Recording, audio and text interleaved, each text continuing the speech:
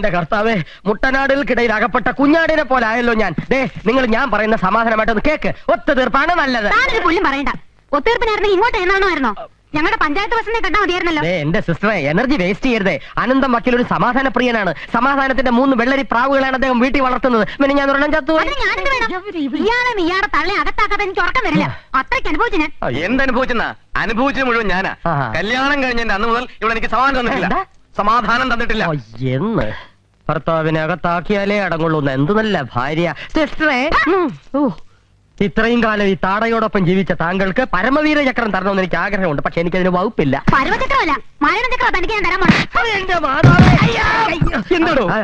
അനന്തം വരുന്നതിന് മുമ്പ് ഇവരുടെ പ്രശ്നം ഒത്തുതീർപ്പാക്കാൻ ഞാൻ ശ്രമിച്ചതാ. ഇവരെന്നെ ഇപ്പൊ തീർത്താന്. അനന്തനല്ല, ഐക്യരാഷ്ട്ര സംഘടന വിചാരിച്ചാലും ഇവരുടെ പ്രശ്നം തീരില്ല. ഇന്ത്യയും പാകിസ്ഥാനും പോലെ ഒന്ന് നിർത്തുമ്പോ മറ്റോ തുടങ്ങും. എന്ത് വെടി വെടി വെടിയല്ല, തനിക്ക് അടിയതരട്ടെ. ഉറുമീസേ, താൻ വക്കീലല്ല, എന്റെ വെറും ഗുമസ്തന. അയ്യോ സോറി സാർ. ഇതെന്താ കാളച്ചന്തി എന്ന് വിചാരിച്ചോ? പ്രശ്നങ്ങൾ പരിഹരിക്കാൻ വേണ്ടിയിട്ടാണ് ഒത്തുതീർപ്പിനെ വിളിപ്പിച്ചത്. എനിക്ക് കോടതിയിൽ തന്നെ വിധി കിട്ടണം. അതിനൊരു 9 വർഷമെങ്കിലും കാത്തിരിക്കേണ്ടി വരും. 9 വർഷം? കോടതിക്ക് നിങ്ങളുടെ മാത്രമല്ല, വേറെ ഉണ്ട് ഒരുപാട് കേസുകൾ.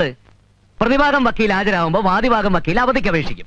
അങ്ങനെ നിങ്ങളുടെ കേസ് നീട്ടിവെച്ച് നിങ്ങൾക്ക് അനുകൂലമായൊരു വിധി കിട്ടാൻ ഏകദേശം ഒരു 9 വർഷമെങ്കിലും കാത്തിരിക്കേണ്ടി വരും. ഇതിനുള്ളിൽ എത്ര പ്രാവശ്യം നിങ്ങൾ കോടതി കയറി ഇറങ്ങണം? ഇനി നിങ്ങൾ തന്നെ തീരുമാനിക്കുക. ഒത്തൊരുമിച്ച് ജീവിക്കണോ അല്ല അടിച്ച് പിരിയണോ എന്നല്ലേ ഉറൂ.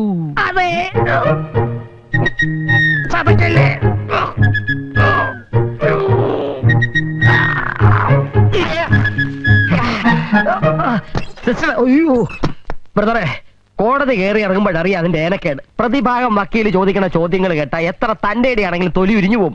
പരപുരുഷ ബന്ധം, അവിഹിത ഗർഭം, അനാശാസ്യ നടപടി, പീഡനം, ഇതൊന്നും സ്ഥാപിച്ചെടുക്കാൻ ഇക്കാലത്ത് യാതൊരു പ്രയാസവുമില്ല. ഒരു പെണ്ണ് വിചാരിച്ചാൽ മതി, വാദി ചിലപ്പോ പ്രതിയായെന്നിരിക്കും. ഇനി നിങ്ങൾ തീരുമാനിക്കും ഒത്തുതീർപ്പ് വേണോ അതോ തമ്മിൽ തല്ലി പിരിയണോന്ന്. അനന്ത, സത്യത്തിൽ അനന്തനെ സമ്മതിച്ചെന്നിരിക്കുന്നു. തമ്മി തല്ലി പിരിയാൻ വന്നവരിപ്പതേ ഇണക്കുരുവികളെ പോലായി. അനന്തന്റെ ഗുമസ്തനാകാൻ ഭാഗ്യം കിട്ടിയതിൽ എനിക്ക് അപമാനമുണ്ട്, അല്ല അഭിമാനമുണ്ട്. ഇണക്കുരുവികൾ പറന്നു പോകുന്നതിന് മുമ്പ് അണ്ണം പോയി വേഗം ഫീസ് കളക്കി തന്നോടാ.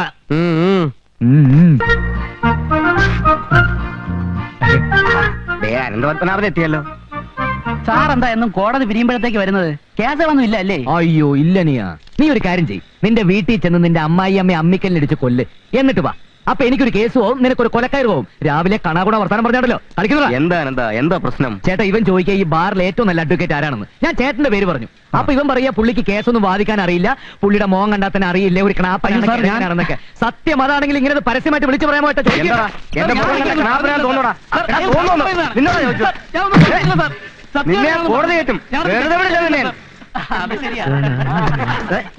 എന്താടോ അകത്തൊരു കൂട്ടച്ചിരി? പണ്ട് ചന്തുമേനോൻ ചെണ്ട കൊട്ടിച്ച പോലെ വല്ല സംഭവം കോടതിയിൽ നടന്നോ?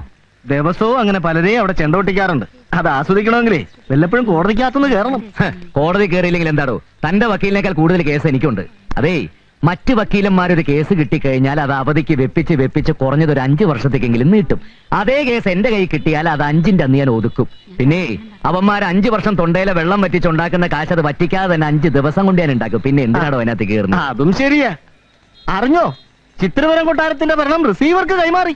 ചിത്രപുരം കൊട്ടാരത്തിന്റെ ഭരണം റിസീവർക്ക് കൈമാറി? അത് ആർക്കെങ്കിലും കൈമാറിട്ട് തനിക്കെന്താടോ? അല്ല, ഇന്ന് സാറിന്റെ ഗുമസ്തനെ കണ്ടില്ലല്ലോ. അവൻ ചത്തു.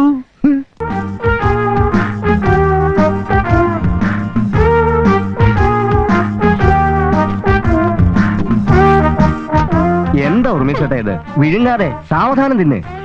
എന്ത് മൂടോടെ അമുക്കുക എന്നുള്ള എന്റെ ഒരു ശീലമായിപ്പോയി. ഓരോരുത്തർ തൊണ്ടി വിഴുങ്ങുന്നു, പിന്നാണോ തൊണ്ടില്ലാത്തൊരു പഴം. അപ്പൊ ചേട്ടൻ പറഞ്ഞ പോലെ IPC 304B തന്നെ പിടിക്കാം അല്ലേ? ചുമ്മാ പിടിച്ചാ പോരാ, മുറുകെ പിടിക്കണം. സംഗതി ഡൗറിയിടത്താ.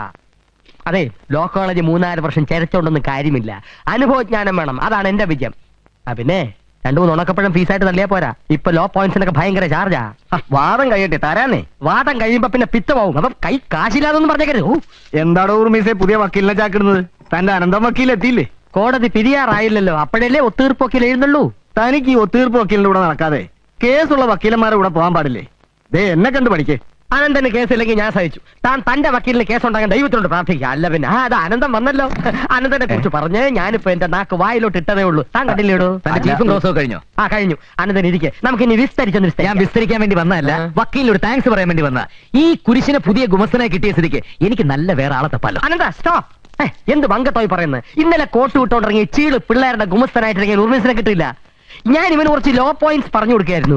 ചുമ്മാ കക്ഷികൾ കോടതി വരാതെ കാത്തു നിൽക്കുമ്പോഴാണോ താൻ ഇതിനകത്ത് കയറി വല്ലവന്റെ ഇര വിഴുങ്ങുന്നത്? നിലാവുണ്ടെന്ന് കരുതി വെളുക്കോളം മോട്ടിക്കരുത്.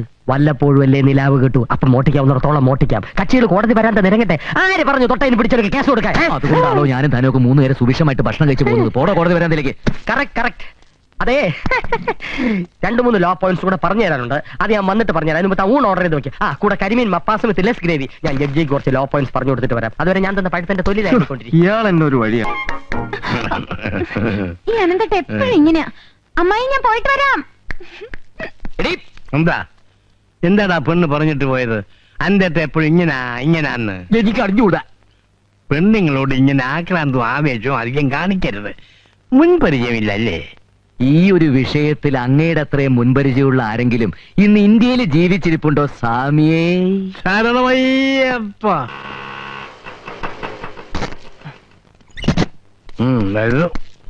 എവിടെ കാല്? എവിടെ ആള്? അകത്തുണ്ട്. റിസീവർ സ്ഥാനം കിട്ടുക എന്ന് പറഞ്ഞാൽ എല്ലാവർക്കും ബോധം തെളിയാ പതിവ്. ഇവിടെ ഒരാൾക്ക് ബോധം പോവുക എന്ന് പറഞ്ഞാൽ എന്റെ കർത്താവേ. അവന്റെ മനസ്സ് നിനക്ക് അറിയാലോ. ഇരട്ട കൊലപാതകം നടന്ന കൊട്ടാരമാത്. അവിടെ ചെന്ന് താമസിച്ച് ഭരിക്കാന്ന് വെച്ചാൽ ചില്ലറ കാര്യമാണ്. ഒറ്റയ്ക്കല്ലല്ലോ, ഞാനും ഇല്ലേ കൂട്ടിന്. അതാണ് ഇപ്പോഴത്തെ ഏറ്റവും വലിയ പേടി. ഇനി മുതലേ 3 പ്രേതങ്ങളെ സഹിക്കണ്ടേ? അപ്പൊ അപ്പൂപ്പനെയും കൂടെ താമസിപ്പിക്കാൻ തീരുമാനിച്ചോ? എടാ അലവലാതി, ഗുരുത്തുദോഷം പറയരുത്. ആദ്യക്ക് ഞാൻ വയസ്സായി നോക്കണ്ട. അയ്യോ, വയസ്സായത് ആര് പറഞ്ഞു? ബേബി ഫാമിലി അല്ലേ? അനന്ത, അമ്മാവൻ നിന്റെ കയ്യിലോട്ട് കൊണ്ടു തന്ന ഈ ഭാഗ്യം അങ്ങോട്ടല്ല എന്ന് പറഞ്ഞ് നീ തട്ടിക്കളയരുത്. അമ്മാവൻ എന്തെങ്കിലും കണ്ടോണ്ടായിരിക്കും ഇതിന് ഇറങ്ങി പുറപ്പെട്ടത്. ഏട്ടനെ കുറിച്ച് വേണ്ടാത്തൊന്നും പറയണ്ട. ഇത്രയൊക്കെ ആയിട്ട് അമ്മ പഠിച്ചില്ലല്ലോ. അമ്മയുടെ പേരിലുണ്ടായിരുന്ന സ്വത്തുക്കൾ മുഴുവൻ തട്ടിയെടുത്തു. അതും പോരാഞ്ഞ് അച്ഛന്റെ പേരിൽ ടൗണിന്റെ കണ്ണായ ഭാഗത്തുണ്ടായിരുന്ന 63 സെന്റ് സ്ഥലം അമ്മാവന്റെ വാക്കും കേട്ട് പറഞ്ഞ ആൾക്ക് കൊടുത്തു. അതും പറഞ്ഞ വിലക്ക്. പിന്നീടാണ് മനസ്സിലായത് അത് അമ്മാവന് വേണ്ടി തന്നെയായിരുന്നു. ഇപ്പോഴവിടെ 5 നിലയുടെ ഒരു ലോഡ്ജ് പൊങ്ങിക്കൊണ്ടിരിക്കുക. ഇങ്ങനെയൊക്കെ തന്നെ മേലെടുത്ത് നാരായണക്കുറുപ്പ് പെങ്ങളെ മരുമോനെയൊക്കെ സഹായിച്ചത്. അതൊന്നും വേറെ ആർക്കും വേണ്ടിയിട്ടല്ലോ. മുറപ്പെണ്ണിനെ കെട്ടിക്കഴിഞ്ഞാൽ ഈ സ്വത്തിന്റെയൊക്കെ അവകാശി അനന്തം തന്നെയല്ലേ? Sole ownership. ഇപ്പോഴേ കൊട്ടാരമായി പാലസ്. ഓ എന്റെ കർത്താവേ, പഞ്ചാരക്കൂനയുടെ നടുവിൽ അകപ്പെട്ട ഉറുമ്പിന്റേത് പോലെ ആയല്ലോ എന്റെ അവസ്ഥ. എവിടെ മുതൽ നക്കി തുടങ്ങണമെന്ന് ഒരു പിടിയില്ലേ. അങ്ങനെ നക്കി തുടങ്ങേണ്ടി വരില്ലടാ. നക്കി റിസീവർ സ്ഥാനം ഏറ്റെടുക്കാൻ ബുദ്ധിമുട്ടാണെന്ന് ഞാൻ എഴുതി കൊടുക്കാൻ പോവാ. അനന്ത പപ്പനായി തകർന്നു. ചുണ്ടോളം കൊണ്ടുവന്ന മുട്ട ബിരിയാണി നീ തട്ടി തെറിപ്പിച്ചു കളഞ്ഞല്ലോ കർത്താവേ. അനന്തന്റെ മനസ്സ് പറഞ്ഞ ഞാൻ ഇനി എവിടെയാ നേർച്ച നേരേണ്ടത്? വെട്ടുകാടോ, വല്ലാർ പാടത്തോ, അതോ വേളാങ്കണ്ണി പള്ളിയിലോ? നീ പള്ളിയിലോട്ടാണോ പോണ്? അല്ല, പള്ളിക്കൂടത്തിൽ പോവാൻ പോവാ. നീ ഊഴംപാറ പോടാ. ആരാണ് ആദ്യം പ്രേതത്തെ കണ്ടത്? ഞാനാ കണ്ടത്. ഇവൻ കണ്ടു, പക്ഷെ ഞാനാ കണ്ടത്. എന്നാൽ അവിടെ ഇരിക്കൂ. ആദ്യം കണ്ട ആള് മാത്രം ഇരിക്കട്ടെ. ചിരിക്കണ്ട, കണ്ണടച്ച് പ്രാർത്ഥിച്ചോളൂ.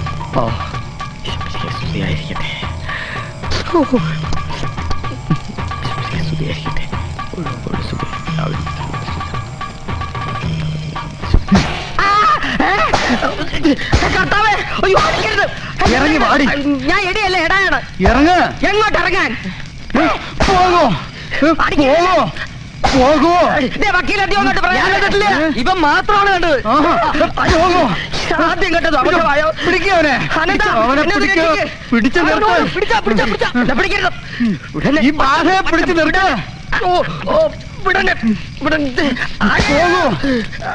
പോകോ പോകോ. എങ്ങോട്ട് പോകാൻ? പാലവരത്തിലേക്ക് പോകൂ.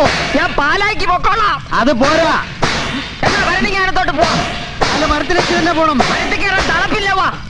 പോകോ. മുണ്ട് എന്റെ മുണ്ട് പോകോ. പാലമരത്തിലേക്ക് തന്നെ പോ. അതെന്റെ തന്തയോട് പറ. നിന്നെ ഞാൻ തളയ്ക്കൂടി. എന്റെ കർത്താവേ, നീ ഇത് കാണുന്നില്ലേ? ബാധ പോകുന്നുണ്ടോ? ബോധം പോകുന്നുണ്ട്. ഇപ്പൊ പോയി. പള്ളിയിലെ ചില കൊണ്ട് വെഞ്ചരിപ്പിച്ചാ മതി എന്ന് പറഞ്ഞതാ, കേട്ടില്ല. അവന്റെ ഒടുക്കത്തെ അടി. ഇദ്ദേഹം ഒരു പേരുകേട്ട ഒത്തീർപ്പ് വക്കീലല്ലേ? ഒന്ന് പിടിച്ചു മാറ്റാനെങ്കിലും തോന്നിയില്ലല്ലോ ബ്രൂട്ടസേ. അയ്യോ, 101 അടി അടിച്ചാലേ നിന്റെ ദേഹത്ത് കൂടിയ ബാധ പോകുന്നു പറഞ്ഞിട്ട് അവന്മാര് 98 അടിച്ചുള്ളൂ. ആഹാ, അടിയൊക്കെ കൃത്യമായിട്ട് എണ്ണിയല്ലേ? എന്നാതെ പൂജയ്ക്കെന്നും പറഞ്ഞ് ചൊള പോലെ തുട്ടിറക്കിയതേ ഞാനാ. നക്കി തരം പറയാതെ എന്റെ അനന്ത, എത്ര പോയാലെന്താ, ഇനി നമ്മള് രാജാവും മന്ത്രിയും അല്ലേ? ആണോ? ആ. പക്ഷെ ഒരു സംശയം. കേരള ചരിത്രത്തിൽ ഇന്നേ വരെ രാജാവും മന്ത്രി ഒരു മുറി കിടന്നുറങ്ങിയതായിട്ട് ഞാൻ കേട്ടിട്ടില്ല. ഒരുമയുണ്ടെങ്കിൽ എരുമയുടെ പുറത്തും എന്നാ കിടക്കാവുന്ന എരുമയുടെ പുറത്തോ പോത്തിന്റെ പുറത്തോ പോയി കയറി കിടന്നുറങ്ങണം മാപ്പിളെ. സപ്രപഞ്ച കട്ടിൽ കിടന്ന് കൊതി തീർന്നിട്ട് പോരെ എരുമയുടെ പുറത്ത് കിടക്കാൻ. പയ്യെ തിന്നാ പനയും തിന്നാമെന്നല്ലേ? എന്നുവെച്ചാണെങ്കിൽ പന എന്നോടോ? പനയല്ല, പട്ടിയെ വരെ തിരുന്നൊരുത്തിന് എനിക്കറിയാം. അതാരാ? പറയില്ല, പക്ഷെ തുപ്പി കാണിക്കാം. വാസ്കോടിയാമ വെറും വാസ്തവനാക്കരുത് കേട്ടോ. അങ്ങനെ ഒരു പഴമൊഴി ഞാൻ കേട്ടിട്ടില്ലല്ലോ. ഇത് പുതുമൊഴിയാ. എന്നാൽ എന്റെ ജാതകത്തിലും രാജയോഗം ഉണ്ടെന്ന് ചേറ്റുവായിലെ ചത്തുപോയ ചാക്കോ ചിറ്റപ്പം പറഞ്ഞിട്ടുണ്ട്. രാജകൊട്ടാരത്തിലെ തൂപ്പുകാരനെങ്കിലും ആയാ മതിയായിരുന്നു. ശവം. ഈശ്വര ചതിച്ചോ?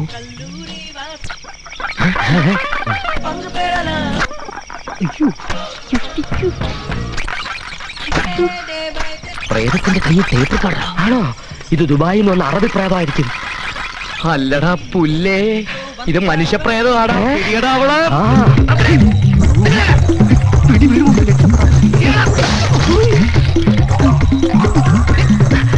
അനന്താ, അവളെ വിടരുത്. അവൾ എങ്ങോട്ട് പോയി? അങ്ങോട്ട് പോയി നോക്കാമോ?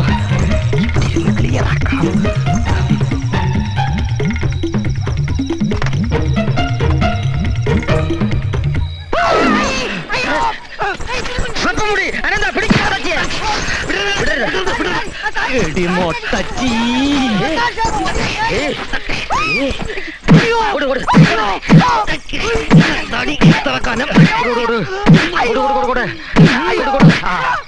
നീയോ?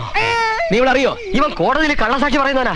ആണോടാ? സാക്ഷി സാക്ഷി സാക്ഷി എന്നെ എല്ലാരും അറിയും. നീ എന്തിനാ ഈ വേഷം കെട്ടി ഇവിടെ? ജീവിതം തന്നെ ഒരു വേഷം കെട്ടലല്ലേ ചേട്ടാ? അത് രാത്രി അതാടാ ഫിലോസഫി. ചേട്ടൻ ഇനി എന്നെ ഇങ്ങനെ പേടിപ്പിച്ചു. ഞാൻ വിട്ട്. പറയടാ, എന്തിനാടാ ഈ വേഷം കിട്ടിയത്? ഞാൻ പറയാ, നിങ്ങളെ ഈ കൊട്ടാരത്തിൽ നിന്ന് പുറത്താക്കാൻ അഡ്വക്കേറ്റ് ശങ്കരനാരായണനും മഹാദേവവർമ്മ തമ്പുരാനും കൂടെ ചേർന്ന എന്നെ ഈ ഫാൻസി ഡ്രസ് വേഷം കെട്ടിച്ച് ഇങ്ങോട്ട് അയച്ചത്. അങ്ങനെയാണ് സംഗതിയുടെ കിടപ്പ്. അങ്ങനെയാണെങ്കിലേ ഒറിജിനൽ ഭൂതപ്രേതാദികൾ വന്നാൽ തന്നെ ഞങ്ങള് ഭരണം തുടരാൻ തീരുമാനിച്ചെന്ന് ചെന്ന് പറഞ്ഞേക്കടാ. പോടാ ഓടാ പോടേ.